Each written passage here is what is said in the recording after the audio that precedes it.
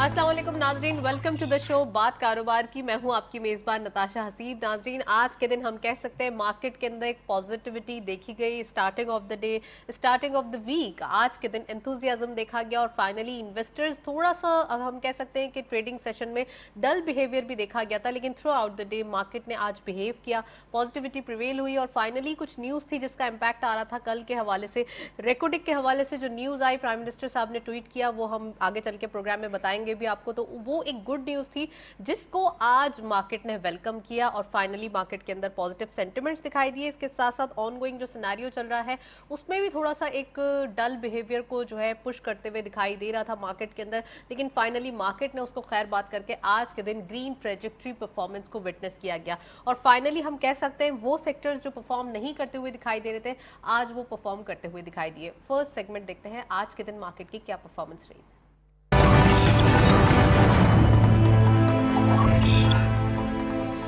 Let's have a look on daily highlights. आज की market की परफॉर्मेंस देखते चलते हैं। ओपन हुई मार्केट 43,029.97 के लेवल पर। हायर साइड पे मार्केट गई 43,388.18, lower was 43,029.97 and finally closure 43,230.22, यानी कि 200.25 के गेन्स के साथ आज हमने पॉजिटिविटी देखी है।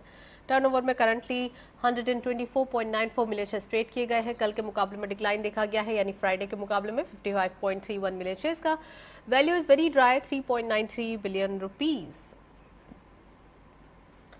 एंड वॉल्यूम लीडर्स में only one is creeping in red territory. Summit Bank Limited इस लिस्ट को लीड कर रहे हैं 0.53 के इजाफे के साथ, 2.86 पे क्लोजर, 16.07 मिलियन शेयर्स ट्रेड किए गए। हम नेटवर्क लिमिटेड सेकंड स्कॉट पे 0.24 का गेन देखा गया, 6.53 पे क्लोजर रहा, 8.92 million shares traded and lastly WTL again declining note पे 0.03 का डिक्लाइन, 1.47 पे क्लोजर, 7.97 का कारोबार रहा। ये था वॉल्यूम लीडर्स मार्केट की करंट परफॉर्मेंस। हम कह सकते हैं कि पेनी स्टॉक्स में अगेन ज्यादा इन्वेस्टर्स के सेंटिमेंट्स प्रिवेल हो रहे हैं। नेक्स्ट सेगमेंट की तरफ चलते हैं।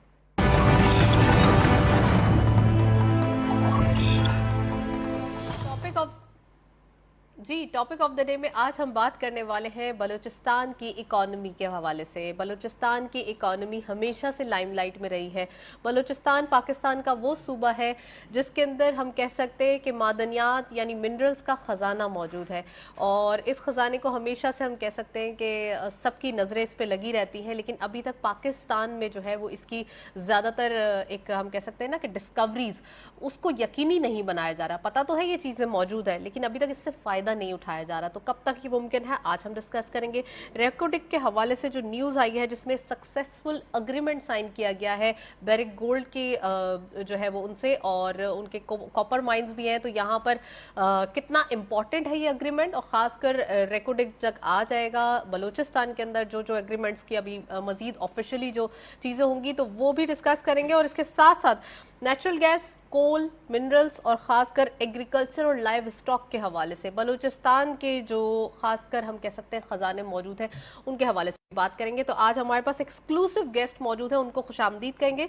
हमारे साथ मौजूद हैं सरदार शौकत पोपलजई साहब, आप प्रेसिडेंट हैं बलूचिस्तान इकोनॉमिक फोरम के। अस्सलाम वालेकुम sir, welcome to the show. और हमारे साथ मौजूद हैं फैसल दश्ती साहब, आप फॉर्मर वाइस प्रेसिडेंट हैं FPCCI के, प्रोमिनेंट बिजनेसमैन हैं, गवादर बलूचिस्तान से आपका ताल्लुक है। अस्सलाम वालेकुम sir, welcome to the show. Programme का बाकायदा आगाज़ करेंगे, लेकिन आगाज़ से पहले मैं चाहती हूँ उस ट्वीट को शेयर किया जाए जिसमें प्राइम मिनिस्टर साहब ने ये गुड न्यूज़ पूरी कौम को सुनाई है, जिसमें उन्होंने कॉन्ग्रेचुलेट किया है पूरी नेशन को और खासकर बलूचिस्तान के लोगों को। ये जो सक्सेसफुल अग्रीमेंट साइन किया गया है बैरिक गोल्ड से डेवलपमेंट के लिए, जो कि रेकोडिक के हवाले से, माइन के हवाले से, और ये 10 इयर्स की कोशिशों के बाद ये लीगल बैटल हमने जीती है और खासकर पाकिस्तान के लिए ये गुड न्यूज़ है। $10 बिलियन की जो इन्वेस्टमेंट होगी वो बलूचिस्तान में जाएगी।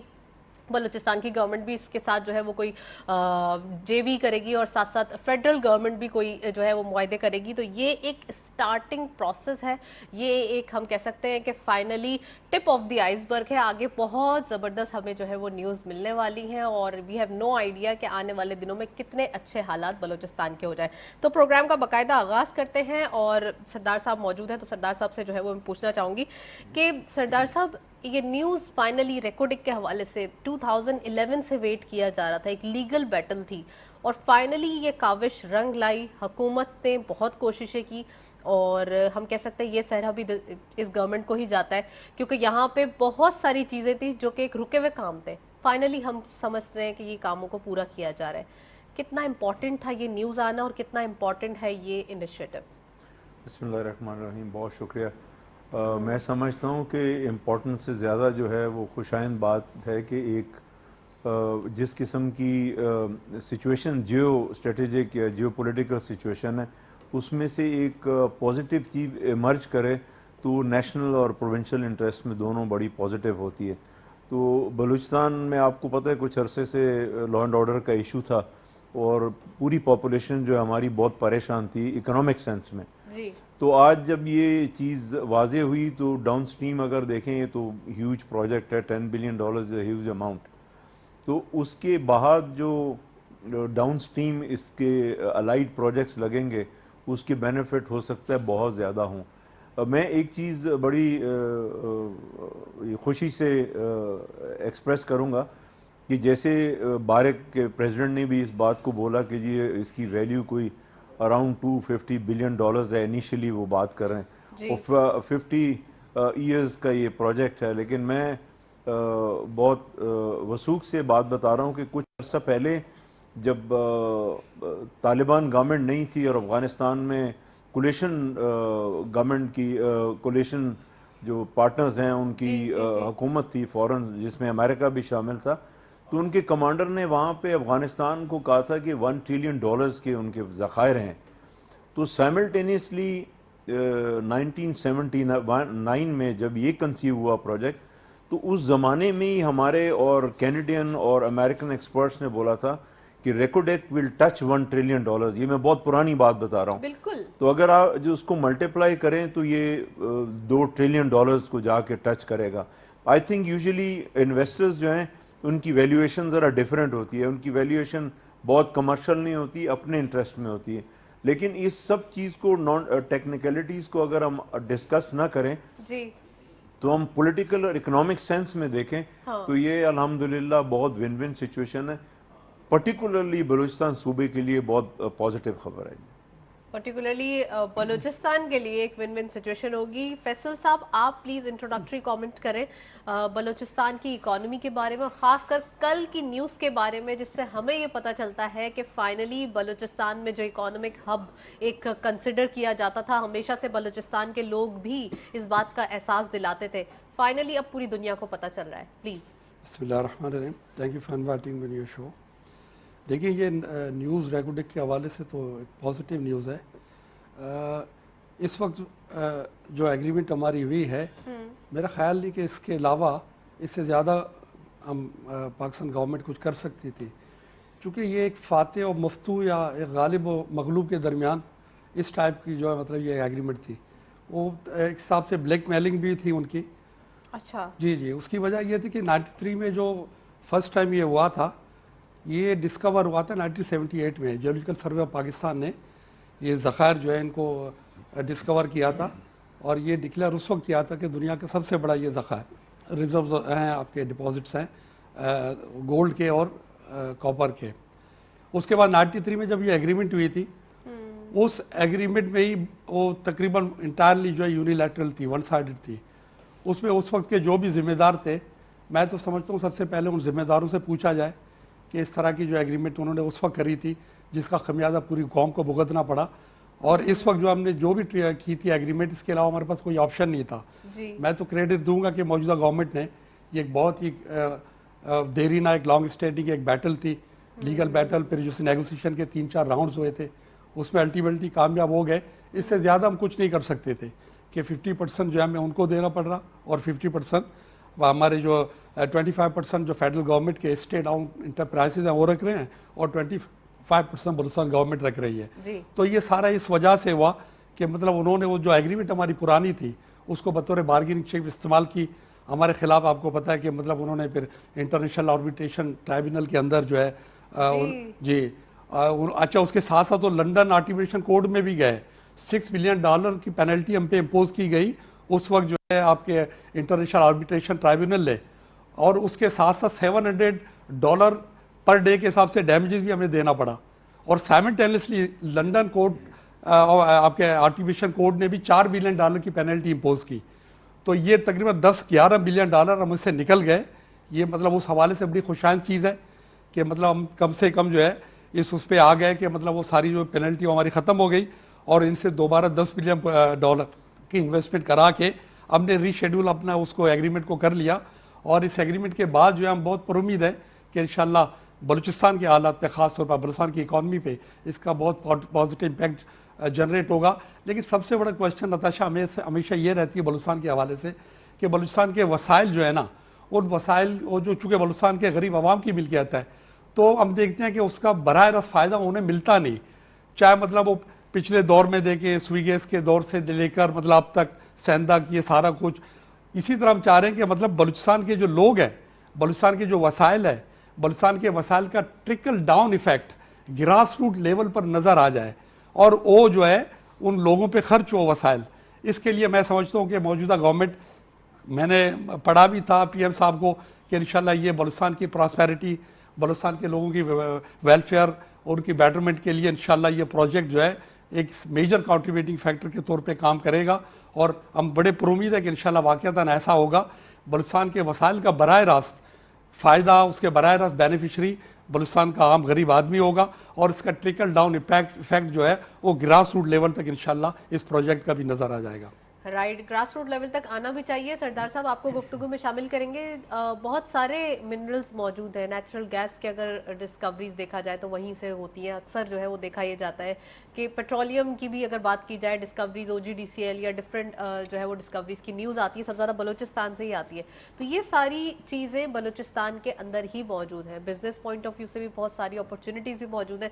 लेकिन जैसा कि फैसल साहब ने इंडिकेट किया कि ट्रिकल डाउन इफेक्ट आता नहीं है उस सूबे पे, और ये हम कह सकते हैं कि एक थोड़ी सी नाइंसाफ़ी कह ले, या फिर हम कह सकते हैं थोड़ी सी लैक ऑफ गवर्नेंस की बात आ जाती है। तो क्यों हमेशा से थोड़ा सा डिस्करेज किया गया बलूचिस्तान प्रोविंस को, और अब अगर चीज़ें बेहतर हो रही हैं तो अब कितनी ज़्यादा आप समझते हैं कि कोई उम्मीद मौजूद है कि आने वाले दिनों में ऐसे ट्रिकल डाउन इफेक्ट अब फाइनली आना शुरू हो जाएंगे बलूचिस्तान प्रोविंस के लिए? एक चीज़ तो मैं अर्ज़ करूँगा कि बलूचिस्तान में नेचुरल रिसोर्सेज जो हैं उनको आप 3 फैक्टर्स में डिस्ट्रीब्यूट कर सकते हैं। हाइड्रोकार्बन है, जैसे आपने ऑयल एंड गैस बोला, ठीक है। फिर मिनरल और नॉन मिनरल में मेटालिक और नॉन मेटालिक मिनरल हैं, जैसे रेकोडेक इज मेटालिक मिनरल्स में शामिल है। तो वो 82 काइंड के हैं जी, इसमें कॉपर भी है, क्रोम भी, क्रोमाइट। और मैंने आपका आर्टिकल भी पढ़ा, इसमें आपने बड़ा डिटेल जो है वो बताया है इसके अंदर। Thank you. तो मैं अर्ज करूं कि ये जो सबसे पॉजिटिव चीज़ है रेकोडेक की, कि बिल्कुल अफगानिस्तान और ईरान जो स्ट्रेटेजिक बेल्ट है, ये टाइटैनिक जो बेल्ट है, ये बड़ी इंपॉर्टेंट है क्योंकि इसके आगे बहुत से मिनरल आगे निकलेंगे। तो आज अगर ये ह्यूज है, कोई लोग कहते हैं 5th लार्जेस्ट है, कोई कहते हैं 3rd लार्जेस्ट है। अगर कल के भारत के प्रेसिडेंट की जो चीफ मिनिस्टर के साथ प्रेस कॉन्फ्रेंस थी, उसमें उन्होंने बोला कि वी एक्सपेक्ट, भारत gold is a very big company, world class company है। तो उन्होंने बड़ा ओपनली इसको कहा कि we one day this mine will be the largest mine in the world. ये बहुत बड़ी स्टेटमेंट है उनकी, एक वर्ल्ड क्लास कंपनी का। तो जब ये बोलेंगे तो ये हवा में नहीं होगा। Ultimately this is going to be very beneficial for the local population. लेकिन अभी मैंने देखा इस एग्रीमेंट के अंदर नेशनल और प्रोविंशियल इंटरेस्ट को देखा गया, और देखना चाहिए। अंडर डेवोल्यूशन 80th अमेंडमेंट, सूबा जो है वो ज्यादा इम्पावर्ड है as far as the mining is concern, सूबा। बिल्कुल। तो अब मुझे नहीं मालूम, और मैं चाहूंगा, मुझे इसलिए मैं कहना चाह रहा हूं क्योंकि मेरा ट्राइब भी है वहां पे, कि अभी लोकल जो ट्राइबल पॉपुलेशन है उसको कॉन्फिडेंस में लिया गया, लोकल प्रोविंशियल असेंबली को कॉन्फिडेंस में लिया गया। तो आपको लोकल स्टेक्स जो हैं उनको ऑन बोर्ड लेना पड़ेगा। फिर ये जो आप कह रहे हैं बार बार कि हमारे हकूक हमें नहीं मिलते या हमारी पॉपुलेशन को ट्रिकल डाउन वो नहीं होता, वो इसीलिए नहीं होता कि एग्रीमेंट ऊपर हो जाते पहले आप उनको ऑन बोर्ड ये 93 में केयर टेकर गवर्नमेंट थी बलूचिस्तान के अंदर, जब ये पहला एग्रीमेंट साइन हुआ BHP बिल्टन के साथ। BHP is also world class company from Australia, फिर उनके इश्यूज बने, उन्होंने फिर एक कंपनी को मिनरॉक को भेज दिया, अपनी कंपनी को, ऑस्ट्रेलिया को। अल्टीमेटली क्योंकि ये एक बड़ा प्रोजेक्ट था, पूरी वर्ल्ड में इंफॉर्मेशन थी, फिर भारत ने अगस्टा जो चिलियन कंपनी है उसके साथ मिलके टीसीसी बनाई, टाइटन कॉरपोरेशन जो है। तो ये चलता रहेगा। वो क्यों चलता रहेगा? आई होप जो कंसर्न लोग हैं वो इस बात का बुरा नहीं मनाएंगे जो मैं कहने लगा हूं, क्योंकि हमारे पास दो चीजें नहीं हैं। हमारे पास टेक्निकल नो हाउ नहीं है। कोई शक नहीं है कि हमारी जियोलॉजिकल सर्वे ऑफ पाकिस्तान में बड़े काबिल लोग हैं, लेकिन उनको आगे नहीं बढ़ना दिया गया। इसी बारक गोल्ड के अंदर बहुत से हमारे सीनियर जियोलॉजिस्ट हैं जिन्होंने छोड़ के रिटायरमेंट लेके उनको ज्वाइन किया। They are sitting in Canada and they are advising them, they are guiding them. So the first thing is we have to empower our people with that kind of technical knowledge. एक दूसरा, huge capital. आज देखें हम लोग $6 billion के लिए IMF के पीछे भाग रहे हैं, तो हम खुश हो रहे हैं। Compare 6 billion with 10 billion investment. तो जब इस किस्म की इन्वेस्टमेंट आएगी तो आपके नेशनल एक्सचेकर पे भी इतना प्रेशर नहीं बनेगा। लेकिन अब मैं ज्यादा वाज़ेह बात इसलिए नहीं कर सकता कि अभी तक एग्रीमेंट की पूरी डिटेल्स गवर्नमेंट ने आउट नहीं की। गवर्नमेंट ने सिर्फ ये बताया। तो सर ये हम किस हिस्से पे खड़े हुए हैं? जो ये एग्रीमेंट हुआ है ये तो बहुत ही इनिशियल लेवल है, अभी ये तो कहना कबल अज़ वक्त होगा कि अभी बहुत जल्दी कब तक हो जाएगा, लेकिन फिर भी क्या दिख रहा है आपको कि ये एग्रीमेंट्स कब तक फाइनलाइज होके कब तक जो है ये इम्प्लीमेंट होने पर आ जाएगा? देखिए, 2-3 चीजें इंपॉर्टेंट है जिसमें हम ज्यादा नहीं बोल सकते, क्योंकि अभी तक सुप्रीम कोर्ट भी इसमें है। तो this agreement has to go to the supreme court also. इसको इंटरनेशनल सेटलमेंट के लिए भी जाना है। बहुत सी चीजें, अगस्टा जो चिलियन है वो विदड्रॉ कर गए, उन्होंने कहा जी हम वो भारत के उसके इंटरेस्ट में वो विदड्रॉ कर गए। So it's only Bharat, Pakistan and Balochistan. अब अगर एग्रीमेंट को अभी पढ़ें तो उसमें OGDCL, PPL भी हैं जो एक्चुअली हाइड्रोकार्बन कंपनीज हैं। अब उनके क्या स्टेक हैं? जैसे गवर्नमेंट ने कहा जी वो $900 मिलियन इन्वेस्ट करेंगे इसके अंदर, तो इट मीन्स के वो $10 बिलियन में से शॉर्ट होगा कुछ, तो 10 बिलियन भारत की तरफ से नहीं आएगा, हम लोग भी होंगे। तो OGDC, PPL के कितने इंटरेस्ट हैं वो हमें नहीं मालूम। फिर देयर इज अनदर कंपनी, ये सब एक जॉइंट वेंचर है ना, उसके बाद एक जॉइंट वेंचर है, बट वी कैन नॉट से much until it is spelled out fully कि उसमें सूबाई इंटरेस्ट क्या है। फिर लोकल पॉपुलेशन, देखिए वो ट्राइबल सोसाइटी है पूरी, there are different tribe. Align कर दे चीज़ों को तो बेहतरी की तरफ आ सकता है। तो क्या सिचुएशन दिखाई दे रही है आपको, जैसा मैंने उनसे भी पूछा कि कब तक ये प्रोसेस ऑन बोर्ड आते हुए, कब तक ये सारी चीज़ें इम्प्लीमेंट होते हुए दिखाई दे रही हैं? देखिए, इसको तो टाइम लगेगा जब तक इस पे एग्जीक्यूशन हो और इस पे इम्प्लीमेंटेशन। कितना टाइम लगेगा सर इसमें? देखिए 2-4 चीज़ें तो अभी हैं, पार्लियामेंट में जाना है, सुप्रीम कोर्ट में भी जाना है, उसके बाद जो है फिर उसके देखते हैं कि मतलब सुप्रीम कोर्ट कितना टाइम लेती है, या उसमें से क्या ऐसी खामियां अगर कुछ मतलब उसको लूप होल्स ऐसी चीज़ें नज़र आए, उनको किस तरह फिर वो टेकअप करती है, फिर उसको वो तमाम मामला को किस तरह हम जो हैंडल करते हैं। ये मतलब प्रोवाइडेड के मतलब सुप्रीम कोर्ट इस पर क्या फैसला देती है और पार्लियामेंट उस पर अपनी इंडोर्समेंट करेगी, या इसमें से कुछ ऐसे नुक्ते उठाए जाएंगे जो काबिल एतराज़ हो, या जो बलूचिस्तान के ख़ास तौर पर जो नुमाइंदगी करने वाले लोग हैं उनकी सेटिस्फेक्शन के सबब ना हो सकता इस तरह की चीज़ हो। ये देखिए, ये एक बहुत बड़ा प्रोजेक्ट है, ये $1 ट्रिलियन वर्थ का प्रोजेक्ट है, $1 ट्रिलियन का। $1 ट्रिलियन का 5.9 बिलियन डिपॉजिट रिजर्व्स हैं, इसके एस्टिमेटेड जो रिजर्व्स हैं 5.9 बिलियन। और ये तो सिर्फ एस्टिमेटेड है, अभी ओरिजिनल तो अभी जब होंगे बिल्कुल ये एस्टिमेटेड है। 5.9 बिलियन जो है टन वो एस्टिमेटेड है, और ये 100 किलोमीटर की रेडियस के पहाड़ों पर फैला हुआ इलाका है। इसमें तो 100 साल से भी ज्यादा लगेंगे इसमें। ये अच्छा। जी, लेकिन ये कि बात वही हुई है कि इसका बराह रास्त फायदा बलूचिस्तान के जो आम गरीब जो लोग हैं उसका बराह रास्त बलूचिस्तान की आवाम तक पहुंचे, इस चीज़ को यकीनी बनाना है। आपने ब्लू इकानमी की बात की, देखिए ब्लू इकानमी के हवाले से पाकिस्तान दुनिया का वो खुशनसीब मुल्क है जिसके पास गवादर जैसा पोर्ट मौजूद है। देखिए गवादर, लेकिन ये कि हमने उससे सही मानों में फ़ायदा उठाया नहीं जी। गवादर देखिए उसकी जो स्ट्रेटेजिक लोकेशन है, it is located at the mouth of Persian Gulf, right at the place where Persian Gulf beats Arabic ocean, दो की मिलाप होती है, just outside the state of Hormuz. Hormuz जो है वही है कि दुनिया की 45% यहाँ जी या सी ट्रैफिक यहाँ से गुजरती है, और उसमें से 65% जो है वो ऑयल टर्मिनल, आपके ऑयल कंटेनर्स होते हैं। अब आप अंदाज़ा लगाएं कि मतलब उसकी अहमियत का अंदाज़ा यहाँ से कि स्ट्रेट ऑफ हॉर्मुज़ के दहाने पर इस ब्लू इकॉनमी से हमने फ़ायदा सही नहीं उठाया। इस वक्त जो है अब सीपेक से हटकर भी बलूचिस्तान की ब्लू इकॉनमी से फ़ायदा उठा सकते हैं। देखिए दुबई का मिसाल हमारे सामने है इस रीजन में। दुबई जो है वो इस वक्त जो है, आप अगर दुबई की जीडीपी उठा के देख लें, दुबई स्पेसिफिक की बात कर रहा हूँ मैं, दुबई स्पेसिफिक, यूएई नहीं, उसमें आप देखेंगे कि ऑयल से ज़्यादा कंट्रीब्यूशन उनके जीडीपी के अंदर उनके पोर्ट का है। राइट चलें जी सर, मैं यहाँ आपको पॉज करूंगी। हमारे साथ वकार रहमान साहब सीनियर पीटीवी न्यूज के रिपोर्टर मौजूद हैं, उनको खुशामदीद कहते हैं। ओवर कॉल आप मौजूद हैं। अस्सलाम वालेकुम वकार साहब, वेलकम टू द शो। जी वकार साहब, ये बताइए कि बलूचिस्तान के हवाले से न्यूज़ आई है और ये बहुत ही इंपॉर्टेंट है, ऑब्वियसली पाकिस्तान के लिए ये एक बहुत ही खुशाइन बात है।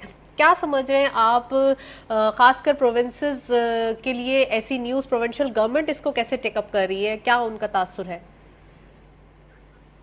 देखिए, पहले ये मंसूबा काबीना ने अप्रूव किया और उससे पहले दिसंबर के ईयर ऑफ 2021 के एंड पूरी सूबाई काबीना को और पूरी सूबाई असेंबली को ब्रीफिंग दिया गया इनके साथ कि अब हम ये मुआहदा करने के लिए जा रहे हैं।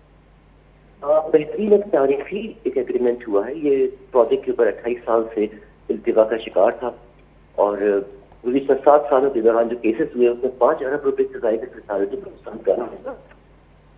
तो इस वक्त हमारे पास इससे बड़ा और इससे अच्छा ऑप्शन नहीं हो सकता था कि अगर 8,000 मुलाजमतें डायरेक्टली इस प्रोजेक्ट के शुरू होने से मिलती हैं लोगों को, तो उसका टैक्स पर भी बड़े मजबूत असर पड़ते हैं कि 28,000 लोगों की जो डेली की यूज है, जो उससे मुंसलिक जो चीज़ है, जो बिजनेस है, जो इंडस्ट्री है, वो वहाँ पर ग्रो करती है।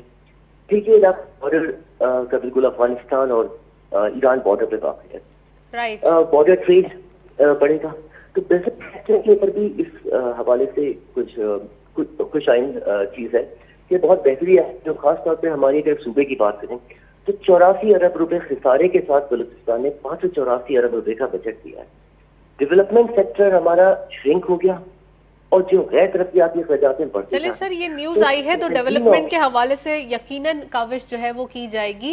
ऑन बोर्ड लेने की बात की जा रही है ट्राइब्स के लोगों को भी और डिफरेंट वहाँ के अवाम को भी, क्योंकि ये जो फ़ायदा है वो बिल्कुल ग्रास रूट लेवल पर जो है वो पहुँचाया जाएगा और सबसे ज़्यादा बेनिफिशरी बलूचिस्तान की अवाम होगी। क्या समझ रहे हैं आप, क्या तासुरात उनके देखने में आते हैं और बलूचिस्तान की अवाम का क्या कहना है? देखिए, क्लैश ऑफ ओपिनियंस तो होता है। कुछ लोग इसके हवाले से आपको फेवर में बात करते हैं, कुछ इसके अगेंस्ट भी हो सकते हैं, लेकिन ओवरऑल अगर हम देखें तो इस वक्त हमारे सबसे बेहतरीन ऑप्शन यही था कि जो एक ऐसा मंसूबा जो दुनिया के ऊपर क्लेम किया जाता है कि 5वें बड़े कॉपर एंड गोल्ड डिपॉजिट्स हैं ये, और अगर हम इसको यूटिलाइज करते हैं तो आइंदा आने वाले 6 सालों के अंदर ये भी यहाँ से हो सकेगी। तो इस वक्त जो बलूचिस्तान की ओवरऑल सूरत हाल देखें तो हम कराची, लाहौर, कोयटा बहुत डिफरेंट हैं। हमारे पास उस तरह का बिजनेस सेक्टर नहीं है, तो हमारे लिए इस वक्त यही बहुत बेहतर था कि जो हमारे पास जो एक ऐसा प्रोजेक्ट जिससे के जरिए से हमारी जो इन्वेस्टमेंट है, सरमायाकारी है, कि हमारे लिए बहुत बेहतरीन ऑप्शन है ये। राइट अच्छा वकार साहब, ओवरऑल इंफ्रास्ट्रक्चर की भी बात हो रही है, लेकिन अगर मैं पूछना चाहूँगी, आपने गोल्ड और कॉपर का जिक्र किया है और 5वें बड़े ख़जानों की बात की जा रही है। बलूचिस्तान की अवाम इससे बेनिफिशरी होगी, पाकिस्तान पूरा बेनिफिशरी होगा। सबसे ज़्यादा डिस्कवरीज की भी बात करें तो क्या पेट्रोलियम की डिस्कवरीज भी मुमकिन हो सकती है? क्योंकि सबसे ज़्यादा आजकल की अगर सूरत हाल देखा जाए तो इंटरनेशनली ऑयल प्राइस एक बहुत बड़ा जो है वो फिनोमेना दिखाई देता है, उसके ऊपर प्लीज़ बताइए कुछ। देखिए, तकरीबन दुनिया के अंदर जो 48 मिनरल्स जो नोन पाए जाते हैं उसमें से ऑलमोस्ट 48 बलूचिस्तान में मौजूद है।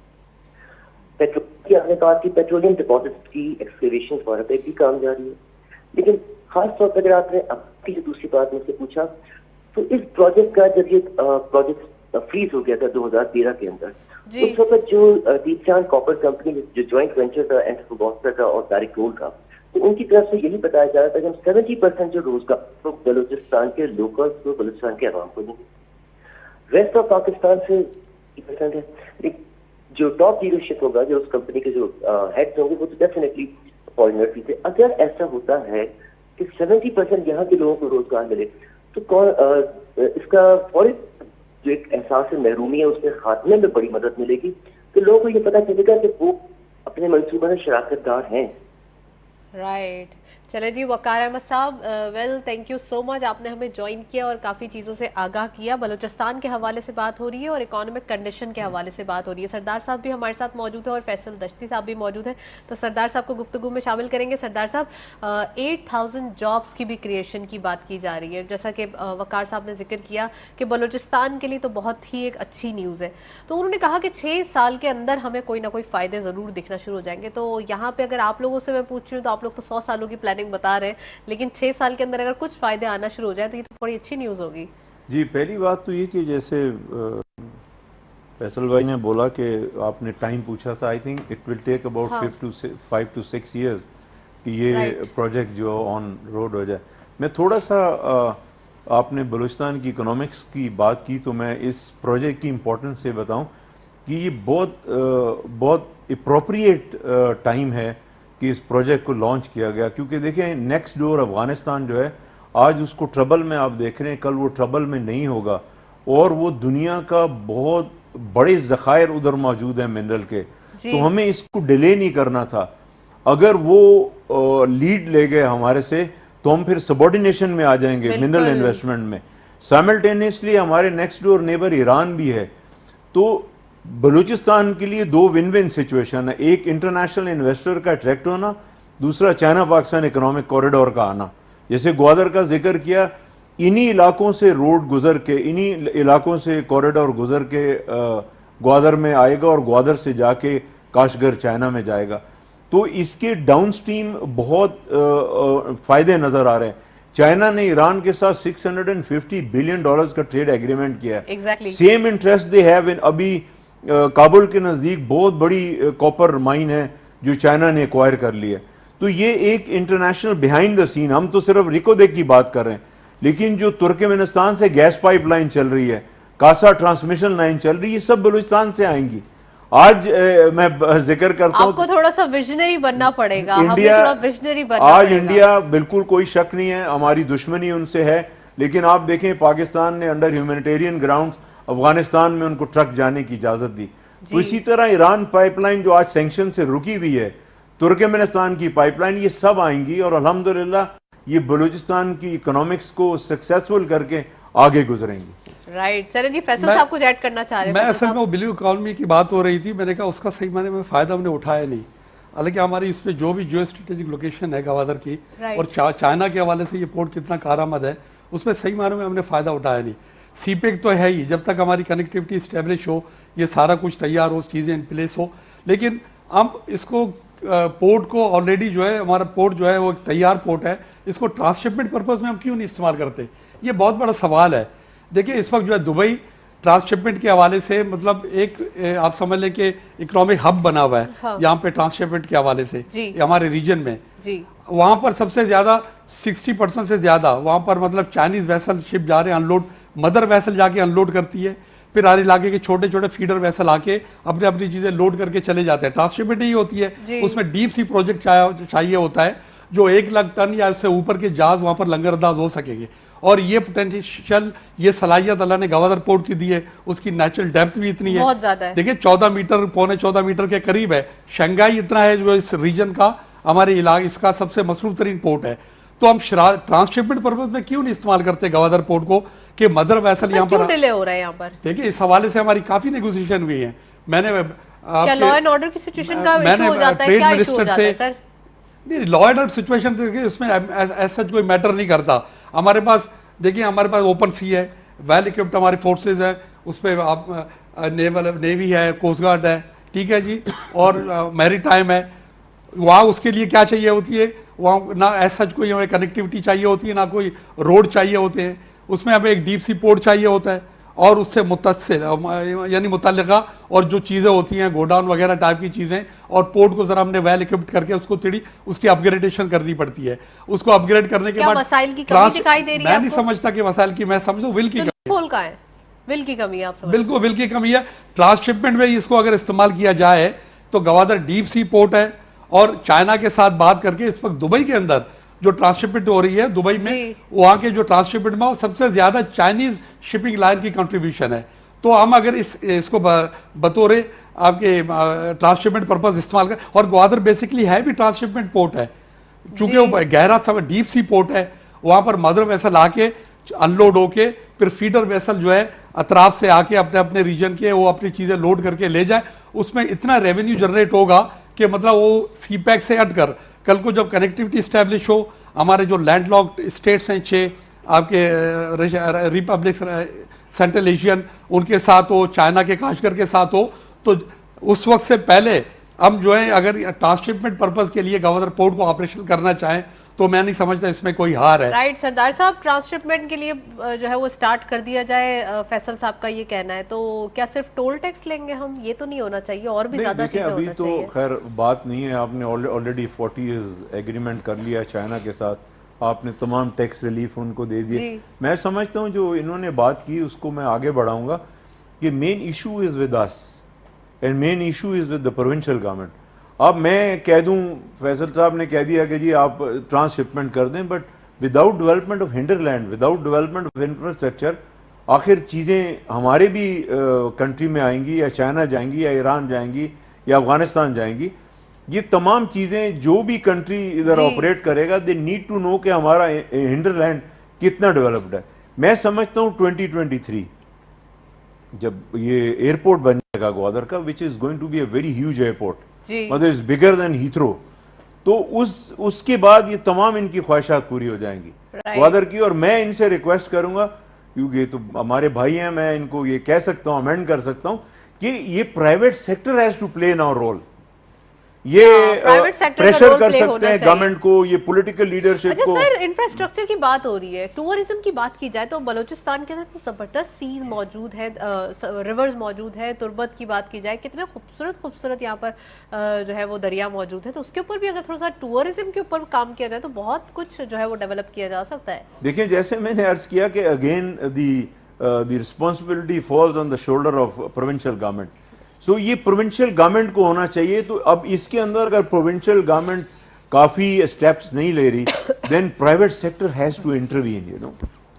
अब ग्वादर का private sector, they have to intervene. Khuzdar, Quetta, जो प्रोमिनेंट एरियाज हैं, चागी जहां की मैंने बात की, जो रिकॉर्ड है कि आप देखें कि चागी आप जाएंगे तो it looks like a stone age. वहां पे डेवलपमेंट नहीं है। इन्होंने बारक गोल्ड ने, BHP बिल्टन ने 10 साल पहले गुजारे। अगर मैं होता इनके साथ नेगोशिएशन के लिए तो मैं इनसे फर्स्ट क्वेश्चन करता कि आप जरा अपने मुझे वो बताएं आपने पहले क्या किया। मैं देखिए शौकत भाई ने अभी जो बात की कि प्राइवेट सेक्टर के हवाले से, देखिए प्राइवेट सेक्टर के हवाले से वहाँ कुछ चीज़ें नज़र आ जाएं तो प्राइवेट सेक्टर उस तरफ राग़िब हो।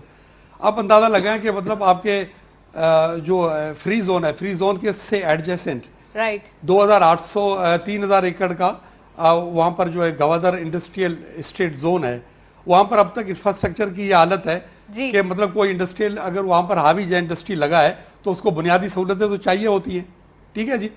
वहाँ पर मतलब ग्वादर में इस वक्त ये पोजीशन है ही नहीं कि मतलब हम रागिब कर सके प्राइवेट सेक्टर को, इंफ्रास्ट्रक्चर पे मुकम्मल काम हो। उसके अलावा मैं समझता हूँ कि मतलब कुछ ऐसी चीज़ें और भी हैं पोर्ट के हवाले से, मतलब अभी बात की उन्होंने, उसमें अपग्रेडेशन के हवाले से शौकत ने बात की कि अभी इट इज टू अर्ली, ये प्री मेच्योर है एट दिस स्टेज। ऐसी बात नहीं है।